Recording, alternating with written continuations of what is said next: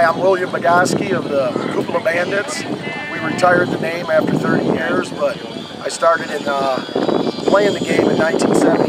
Some friends, Buchanan from Marquette, Jim Dinson, and some friends downstate got me interested, and then I started going to Frisbee tournaments in 1979. And I went to the first international Frisbee tournament in 1979, and we had a young group together, and we just, we got knocked out 2 straight, but we went home and, knew what we had to do to try to get better.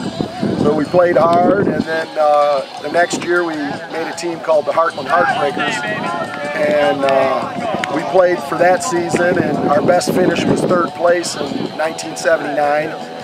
And the next year, Cupola, we beat them because Cupola was made before I was on it the year before, and then I replaced Buck Buchanan in 1981, and he went to the Queen City Flyers because he lived in Marquette, so I started playing with the Cupolas, and then that's when we started winning 2, 3, 4 tournaments a year. Started in 1981, we won Redford, Marquette, the Worlds, the IFT, we never won for like 4 years. The tournament, you want to win more than anything, and we scraped and clawed, and the best we could do was like 5th finish.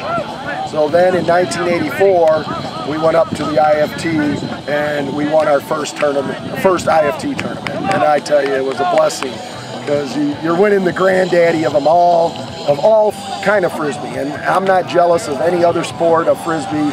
It's just that this is the oldest and the most coveted of a lot of games. So we took it to the next level, and we started winning each year anywhere from 3 to 5 tournaments, and sometimes even more. We'd go the whole year and be unbeaten. We won 6 tournaments one year, and that's all we went to was 6. So, but I was lucky to have great teammates. When I started in Cupola, it was Gerard Newman, Jim Dinser, Norm Dinser, they were cousins, Steve Buckley, and myself. And we were 4 thumbers, and we had 1 backhand. So nowadays the game is mostly all backhands and 2 fingers, and the end men don't play as much. Years ago it was you used to beat the guy on the end all the time. Now the 3 guys in the middle play more, and the guys in the ends and stuff, they're hoping to get in the game.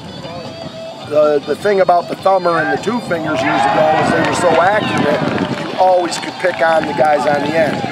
Nowadays, it's hard to be throwing hard with a backhand and hit these guys to score points. So the game has kind of changed. It went from an outside game to an inside game. Your inside players are the ones that are going to win it for you.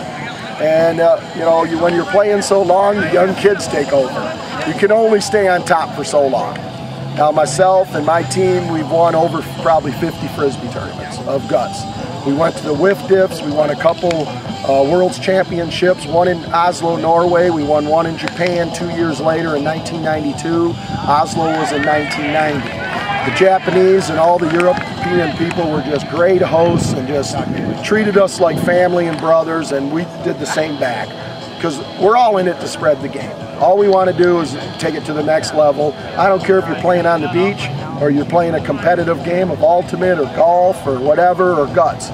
Take it to the new level and get other people in. So we did. Now we're to the new level where now we're dropping back. We've exhausted all our energy, but we still want to play and keep moving the game forward. But now the young kids have took over. Like I said, we won probably 50 Frisbee tournaments. So it's going to be a tough record to break. Somebody's going to have to win, 4 or 5 tournaments, for almost 20 years. So we got it. Maybe we're going to be the top notch for a while, but the way everyone's playing nowadays, the game's growing again, and that's all that I want to see.